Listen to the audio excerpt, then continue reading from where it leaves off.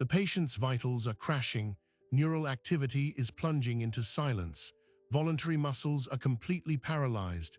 By every metric in our medical database, the human is dying, and then, 8 hours later, he simply wakes up and calls it a good night's rest. We are the Galactics, a unified medical consortium tasked with studying new species. Our mission was simple: catalog the humans, a species newly discovered on a turbulent death world. But our first long-term observation of their crew has yielded a terrifying, inexplicable finding. Every single night, without fail, they undergo a system-wide shutdown that mimics death. And we have no idea why. This is not a malfunction. This is their biology. And it defies every law of evolutionary sense we possess. I am Senior Diagnostician Vex. My counterpart is physiologist Lyra. For 47 cycles, we monitored the human deep space vessel Odyssey and its crew of 12. Standard protocol, biometric assimilation, threat assessment. We expected resilience. We expected oddities. We did not expect to witness a recurring mass casualty event they simply ignored. Our methodology was flawless: nanoprobes in their atmosphere recyclers, subdermal scanners in their living quarters. We mapped every hormone, sequenced every neural spike, catalogued every microbial symbiont. The initial data was promising, if bizarre: a cardiovascular system perpetually on the brink of overstress, a neurochemistry flooded with fight-or-flight hormones in response to minor social interactions, an immune system so aggressively paranoid it attacked their own tissues regularly. They were, in Lyra's words, a collection of walking contradictions held together by evolutionary spite. The first anomaly occurred on Cycle 3. At a synchronized time relative to their ship's dimmed lighting period, all 12 human biosigns began a coordinated descent. Heart rates plummeted by over 30%. Respiration became shallow and automatic. Core body temperature dropped by a full degree. We initiated a Stage 1 alert. A species-wide synchronized organ failure was unprecedented. Lyra theorized a latent environmental toxin activated by a circadian rhythm. I prepared a quarantine protocol for the entire sector.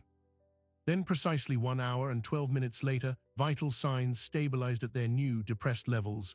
The crew did not wake, they did not call for aid, they simply continued. Our alert status remained. We watched, baffled, as for the next 6 hours the humans lay motionless in their berths. Brain activity, which we had expected to flatline entirely, did something else. It fractured. This was our second, more profound shock. Consolidated consciousness vanished, but in its place, the scanners revealed a storm of disjointed, chaotic electrical signals. The visual cortex lit up with complex, non-reactive imagery.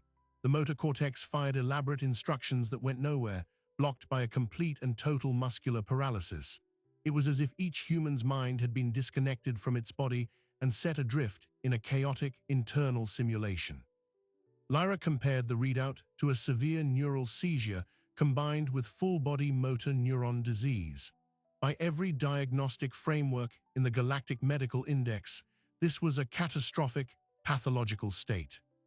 Yet on Cycle 4, at another synchronized time, the process reversed. The chaotic brain storm ceased.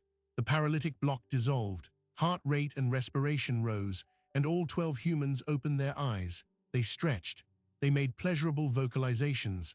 They referred to the prior 8 hours as great sleep and proceeded to their food dispensers with notable vigor. We were, to use a human term we had not yet understood, flawed. Our initial hypothesis was a cult ritual, a deliberate species-specific self-induced coma for religious purposes, but subsequent observation destroyed that theory. The humans did not prepare, they did not chant. They simply ceased activity, lay down, and succumbed to the state with unsettling ease. Furthermore, they required it.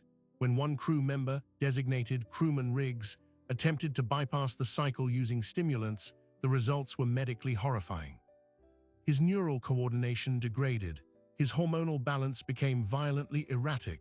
He began to experience microhallucinations, seeing movement in static conduits, hearing non-existent communications.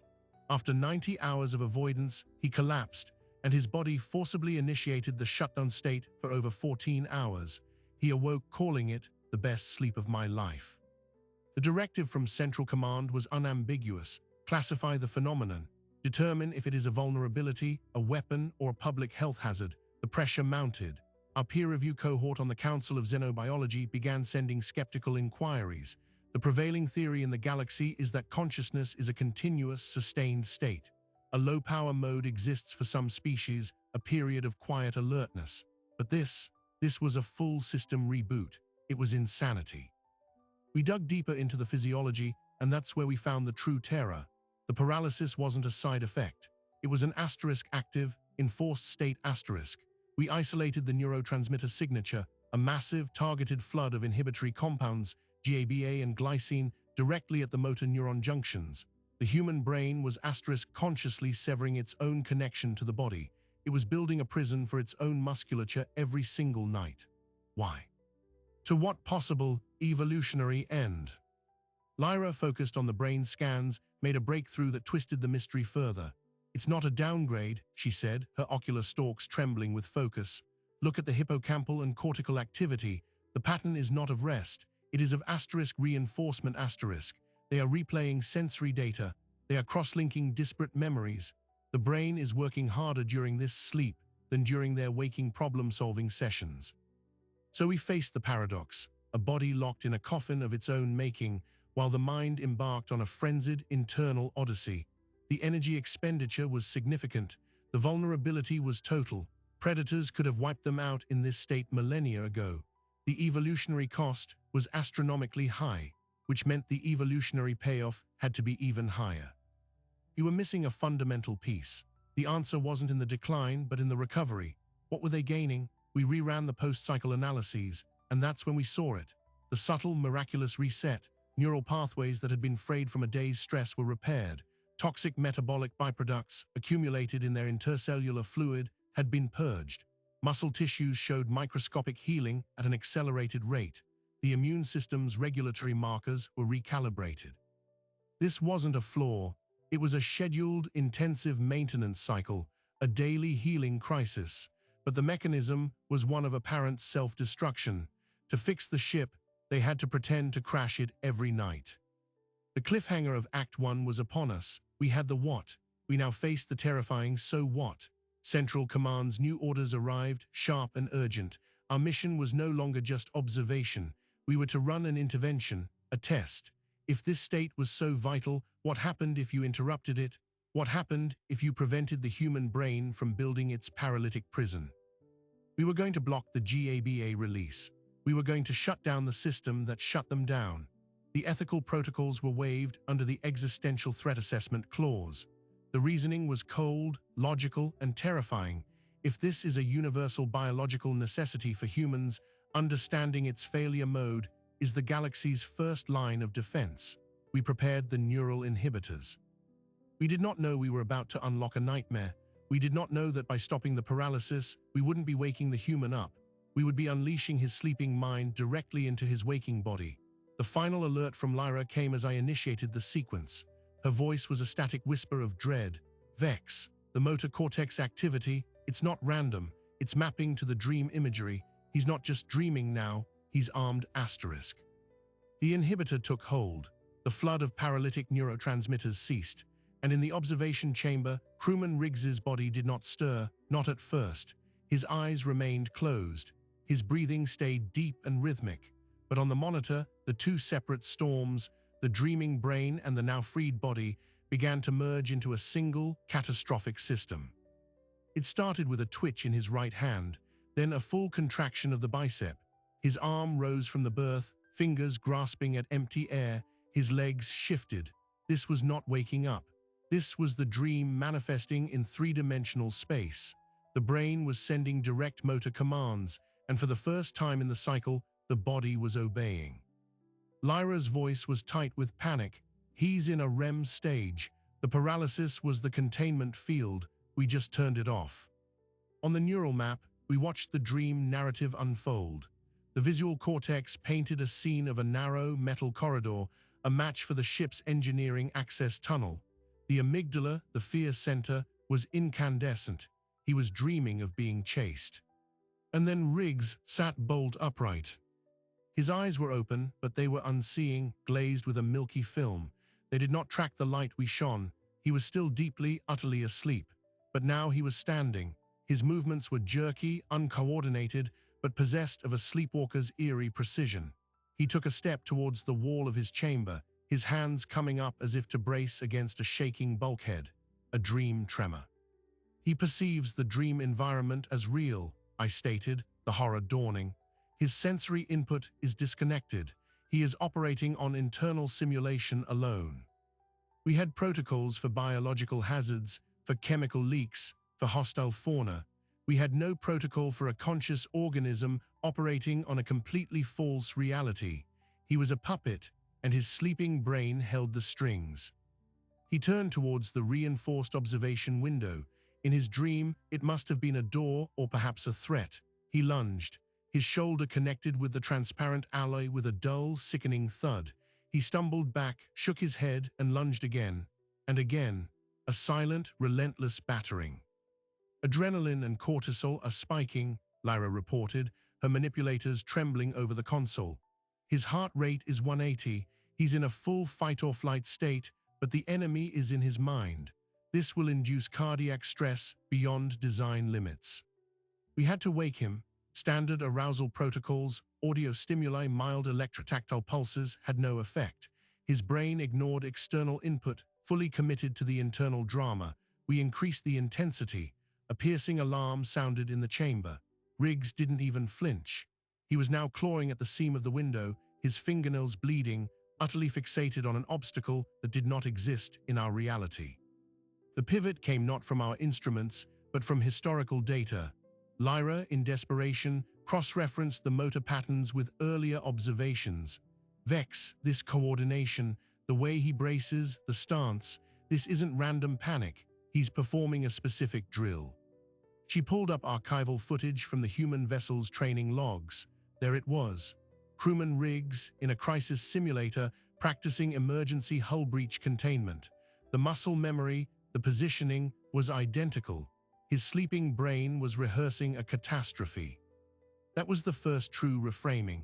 This wasn't just chaotic mental noise. The dream was a structured, visceral training simulation. The human brain was using this vulnerable state to run complex, emotional rehearsals for survival scenarios. The paralysis was there to prevent self-injury during the drill. We had taken the safety off during live-fire exercises. And then it got worse. Riggs's dream narrative shifted. The fear center activity spiked again, but was joined by the aggression-associated hypothalamus. On the visual feed, his expression changed from panic to a grim, terrifying focus. He stopped attacking the wall. He stood still in the center of the room, head cocked as if listening. In his dream, the threat was no longer a shaking ship.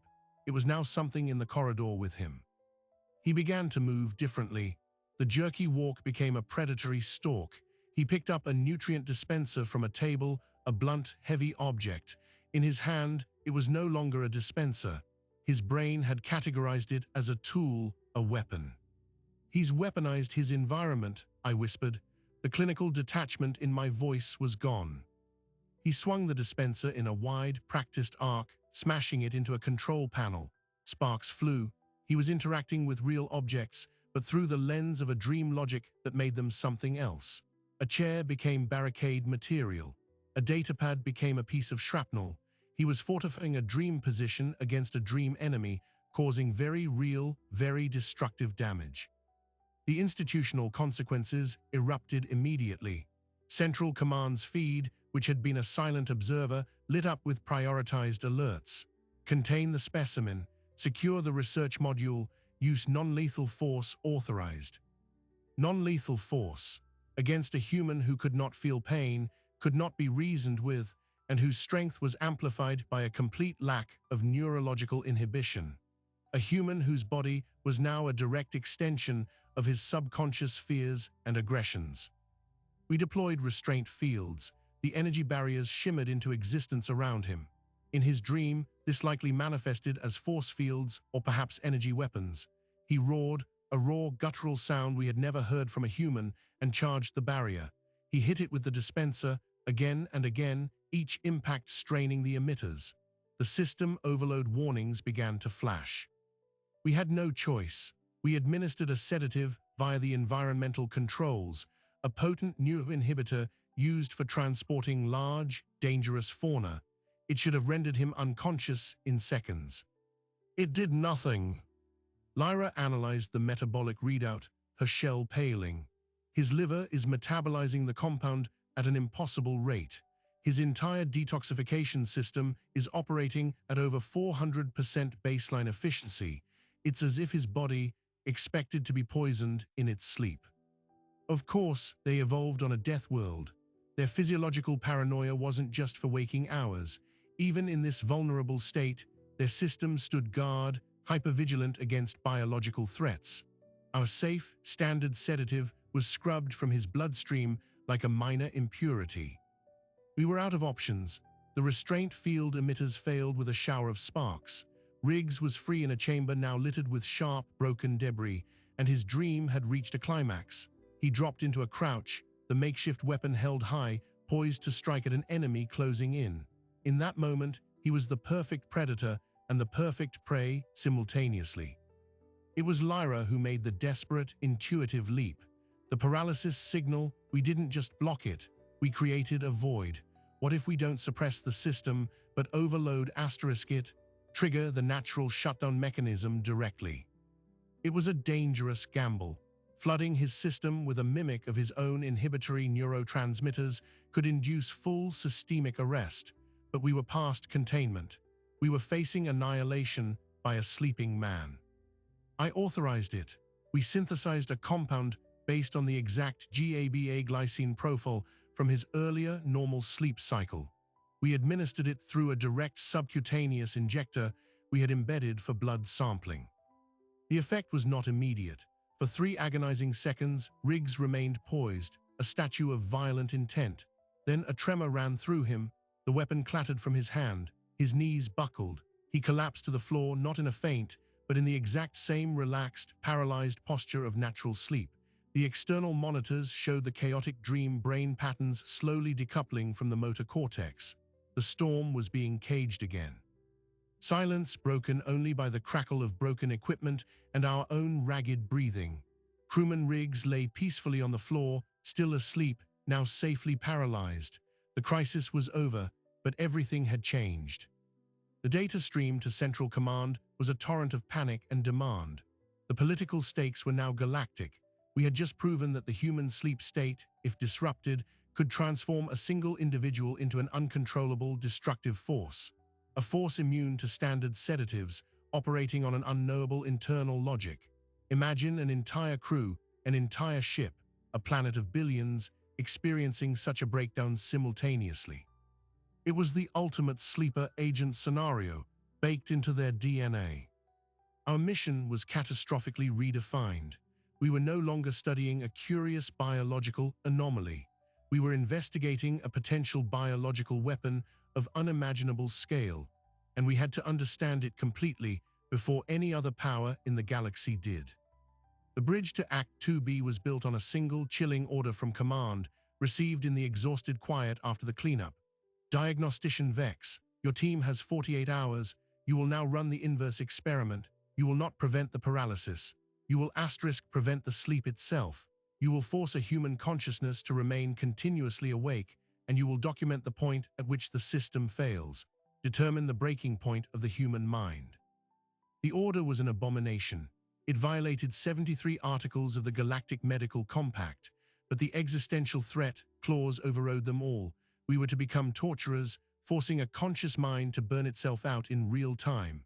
Our subject, again, was Crewman Riggs. He had just recovered from our first mistake. He had no idea he was about to face something far, far worse. We used a tailored stimulant, a precise molecular key that blocked the sleep-inducing adenosine receptors in his brain. It was not a crude caffeine analog. It was a pharmacological siege engine designed to hold the gates of wakefulness open by force. We administered it as he began his next rest cycle. He lay down, closed his eyes, and they snapped open 10 minutes later. He reported feeling weirdly alert. The first phase had begun. The initial 24 hours were unremarkable. Slightly elevated metabolic rate, increased talkativeness, a subtle tremor in the hands. Riggs worked on maintenance logs, exercised, consumed nutrients. He was, by all appearances, fine. Lyra monitored the neuroscans with growing unease. The theta and delta waves are absent. The brain is stuck in a persistent, low-grade beta state. It's like an engine stuck in a high gear with no cooling cycle. The first real sign emerged at hour 32. Riggs's emotional regulation began to fray.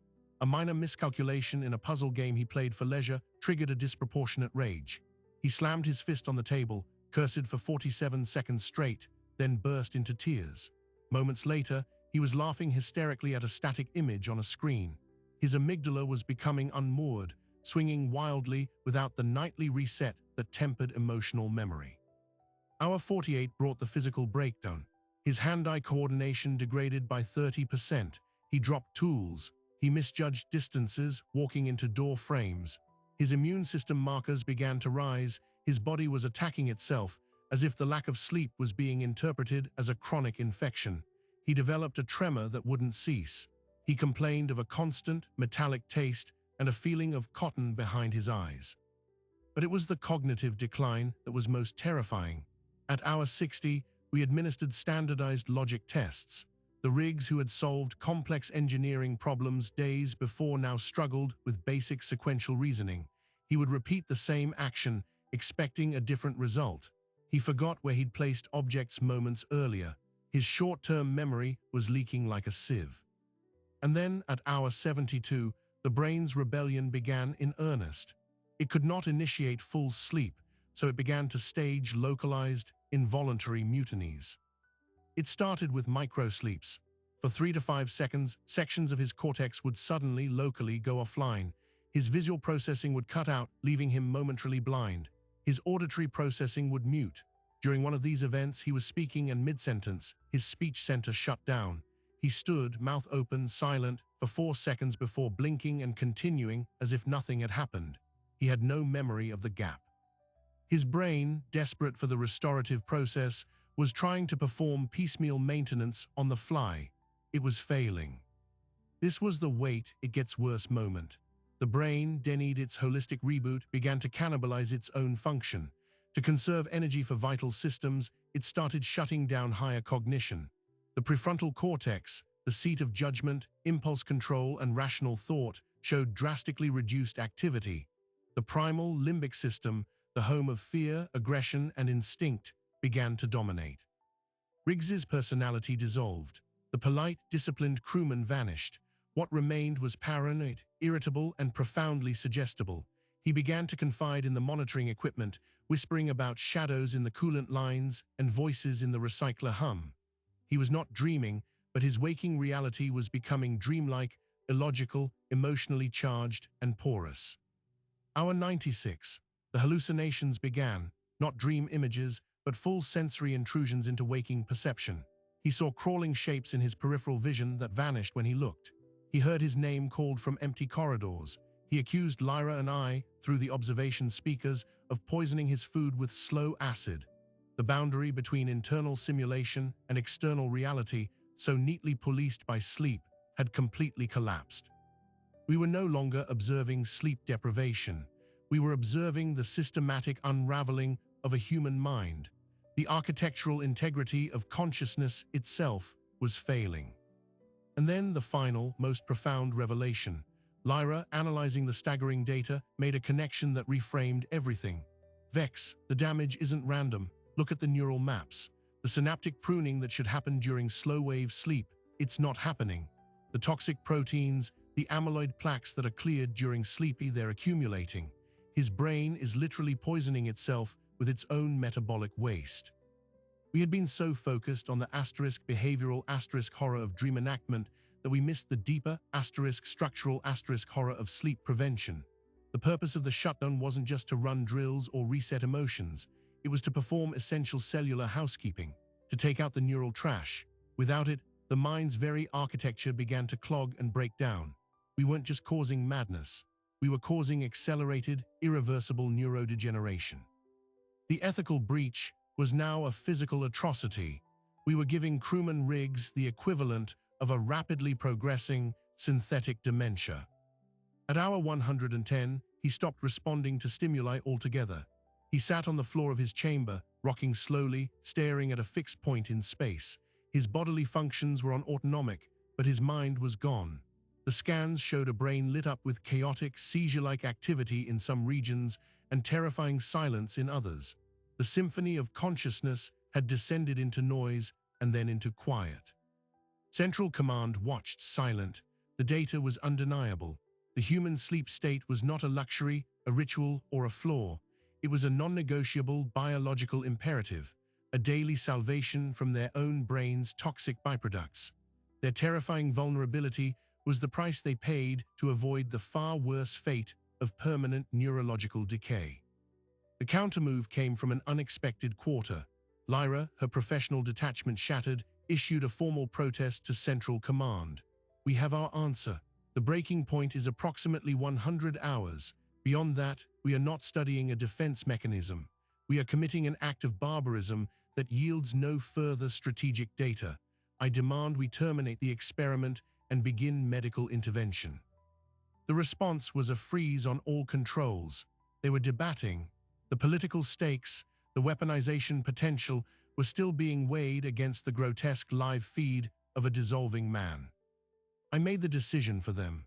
I overrode the stimulant dispenser and initiated a massive, targeted sedative protocol, not to put him to sleep, but to forcibly mimic the neurochemical state of NREM sleep.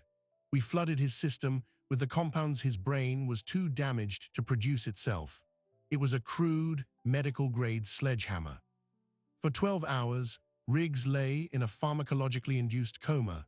We used external filtering to artificially clear the accumulated neural waste from his cerebrospinal fluid. We prayed the damage wasn't permanent. When we carefully withdrew the sedatives, he awoke.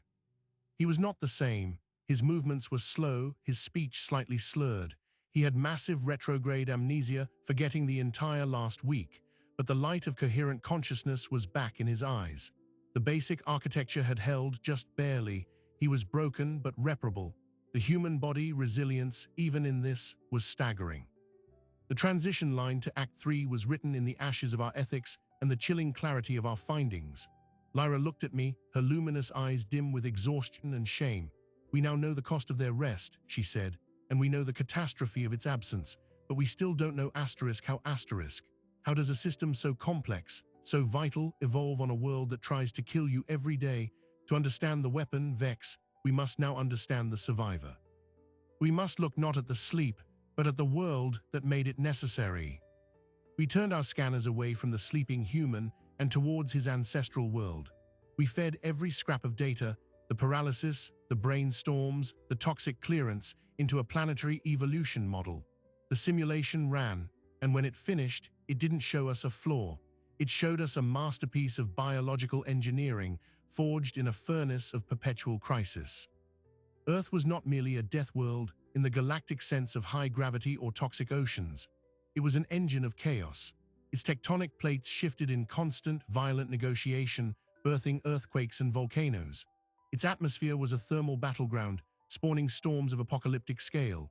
Its biosphere was a relentless arms race where predators evolved speed, venom, and camouflage, and prey evolved paranoia, endurance, and cooperative intelligence. In this arena, the ancestor of humanity was not the biggest, the fastest, or the strongest. It was the most cognitively flexible. The model pinpointed the evolutionary pressure point. Survival depended on learning, and learning depended on memory. But memory formation is metabolically expensive and neurologically noisy. Every sight of a predator, every taste of a poisonous berry, every successful hunt created a synaptic imprint. The brain, our simulation showed, was constantly being flooded with data, much of it redundant or trivial. Without a filter, the system would overload. Useful signals would be lost in the noise. The creature would forget the lion's crouch while remembering the pattern of leaves it crouched behind. It needed a data processing cycle, a daily audit. And so sleep was born, not as rest, but as mandatory offline processing time. The paralysis was the first brilliant adaptation. It immobilized the vulnerable body, yes, but that was the secondary benefit. The primary function was to create a sensory deprivation chamber. By cutting off input from the eyes, ears, and limbs, the brain could finally turn its full processing power inward to sort the day's information without distraction. This explained the chaotic brain storms. It wasn't random firing. It was the sorting algorithm at work. The hippocampus, the memory way station, replayed the day's events at high speed to the cortex. Important sequences, the path to water, the snare that caught prey, was strengthened and cross-referenced with older memories. Useless data, the cloud that looked like a face, the thousandth identical blade of grass, was tagged for deletion. The dream imagery was merely the phenomenological echo of this furious, subconscious data crunching. But the model revealed a deeper layer.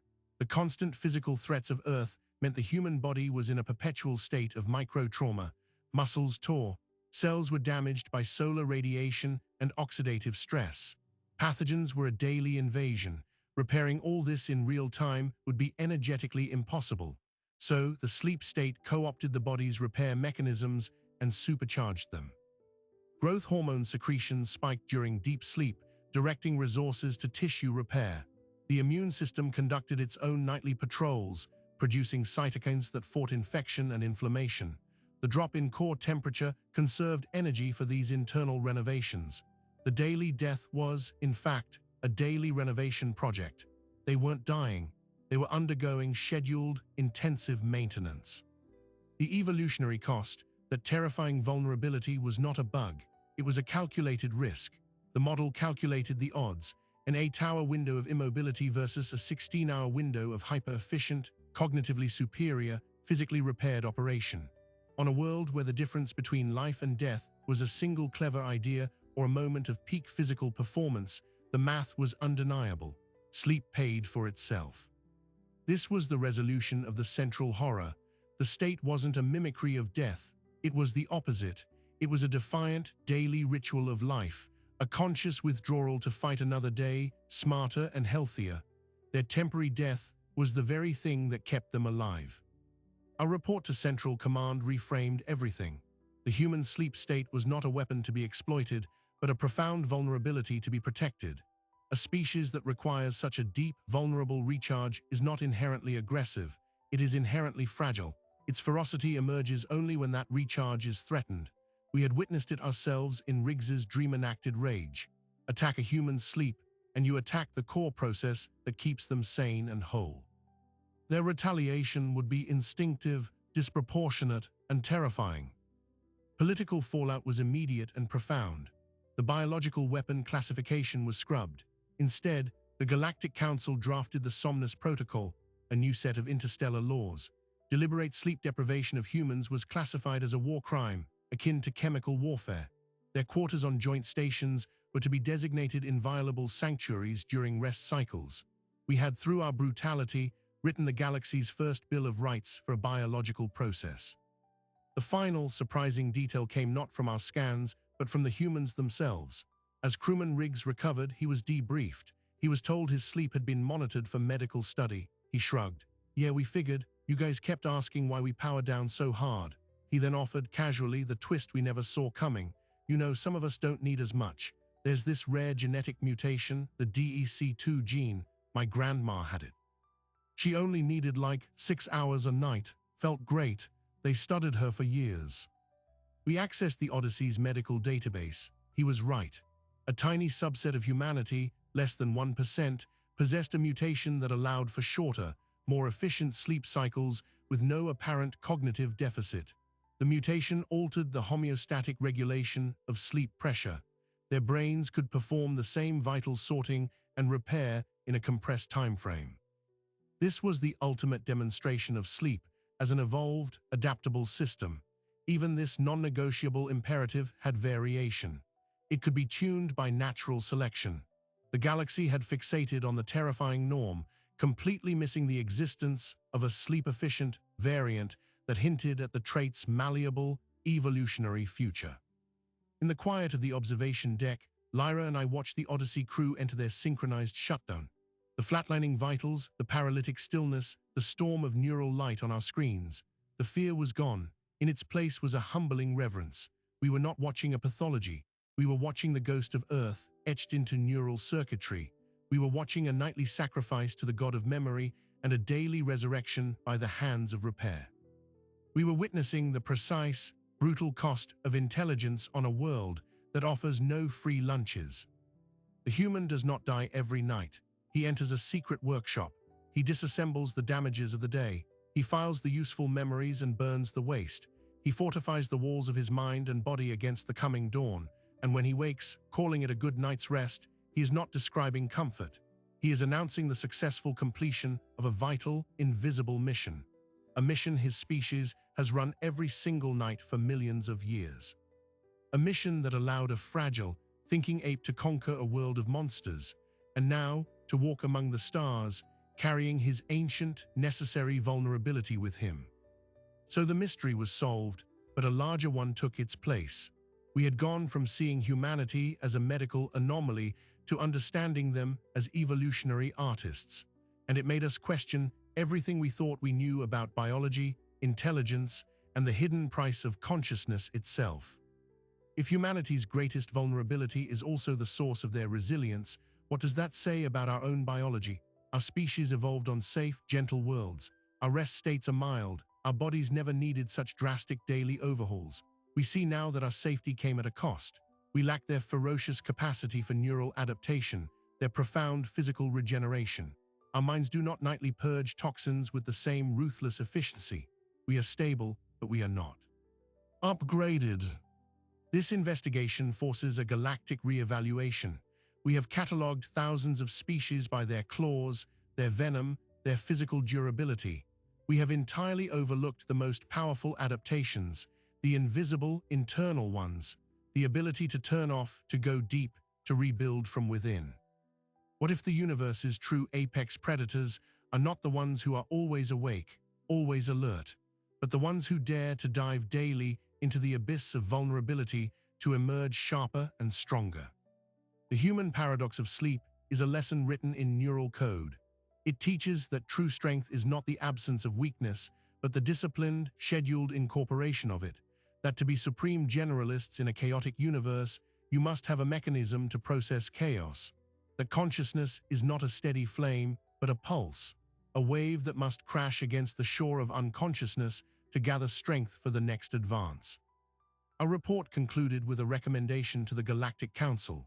We advised that any species discovered to require such a deep, periodic state of vulnerability be immediately granted protective status, not because they are weak, but because their very biology is a testament to an environment so challenging that it forged a tool of incredible power from the metal of absolute fragility. To harm that process is to vandalize a masterpiece of evolution. As for Lyra and I, we requested reassignment, not away from humanity, but closer to them. We now lead a joint research initiative studying the long-term effects of low gravity on their sleep architecture. We work alongside human scientists who greeted our horrific initial experiments with a disturbing mixture of understanding and pity. They called it a very human mistake. They have a word for the lesson we learned: hubris. So tonight, as you listen to this, consider your own rest. That heavy feeling as you drift off is not just fatigue. It is the call of an ancient, indispensable ritual. You are entering the workshop where your memories are forged and your body is repaired. You are performing the same vital function that allowed your ancestors to outthink the predators in the dark. And across the galaxy, a new protocol is in effect. On deep space stations, when the lights dim for the human crew, a quiet alarm sounds in alien medical bays. It does not signal an emergency, it signals a sanctuary. The monitor simply reads, "Caution, vital maintenance in progress, do not disturb." Thank you for joining this investigation. If you found the hidden logic behind humanity's strange biology compelling, there are countless other mysteries waiting in the dark. Subscribe to Starbound, and we will continue to explore the universe's most astonishing secrets, one revelation at a time.